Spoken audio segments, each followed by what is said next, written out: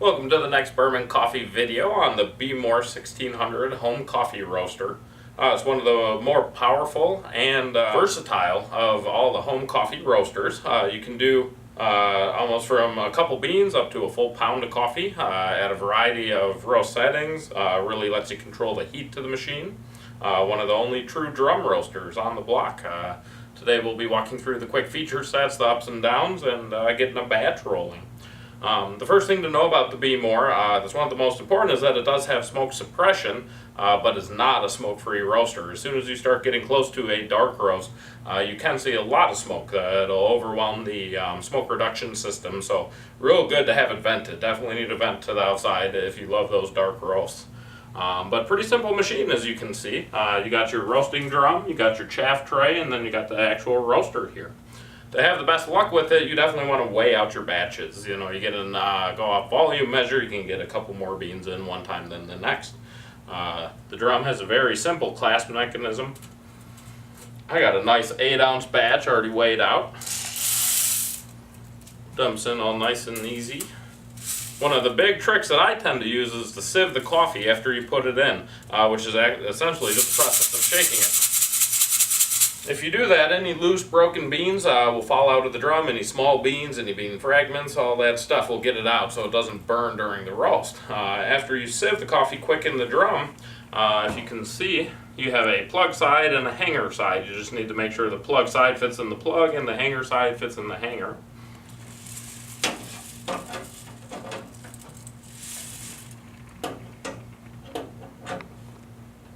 After you have it in, this should be sitting pretty nice in there. The chaff tray, you have a little handle on the back. You need to push that down. It'll reduce the fins so you can fit it in the machine.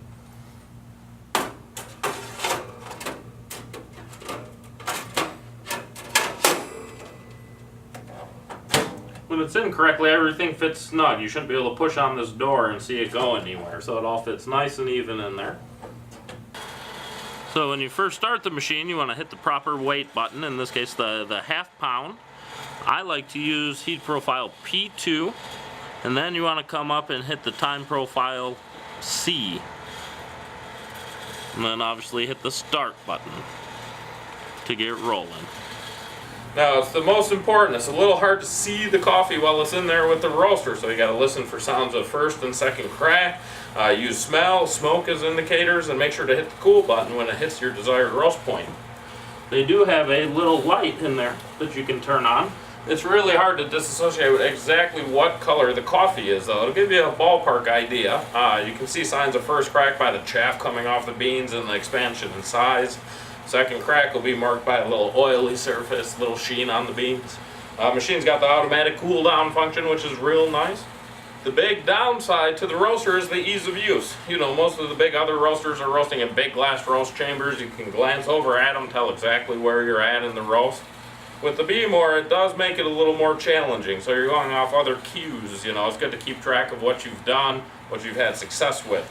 Some of the problem is the machines are different wherever you plug them in, so person A with the Behmor does not follow the same roast times to get to the same roast as person B.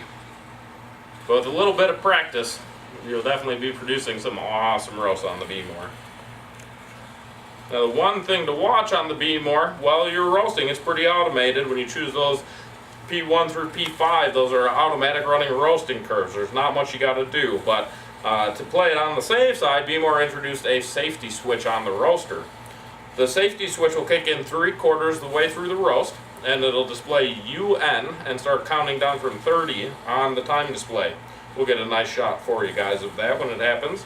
But what you got to do is you got to hit the start button again. You got to hit the roast button, and then the count will go away. If you don't and you let it count down to 0, it'll display message error 7, and error 7 will continue running the machine in the cool mode. So error 7 is the cool mode. There's nothing you can do at that point, so if you come back to the roaster and you see an error 7, you'll just have to try again. But make sure to catch that safety switch. For the first couple minutes on the roaster, you won't see much happen. It takes about 6-7 minutes for the roaster to really start heating up. Then things will progress very quickly, so it's good to be attentive. Still, even with hundreds of roasts under my belt, I still pull up a chair and watch the Behmor at the critical times. I highly recommend if you're getting a Behmor that you be okay with that. That'll be how you have your best luck with it and hit your desired roast. Pretty easy to under roast or over roast if you stop paying attention to the machine. So that's the safety switch. It'll say UN and start counting down from 30. At that point, all you have to do is hit the start button again. Otherwise, it'll kick itself into the cool mode and display error 7. So you need to catch that. Every roast you do, 3/4 of the way through the roast, it's going to start flashing at you. And if you don't hit that start button, it's going to terminate the roast by itself. There's no audible cue to it, so you just got to remember, and be attentive to it. Alright, our roast just got done in the Behmor. It automatically shuts itself off. Everything's pretty cool to the touch, but you just open the door. You gotta push back down that handle and it comes straight out. And you can see we got our chaff on the chaff tray, little paper-like substance, and we got our nice roasted coffee. Pop the hinge, pour the beans right into the container.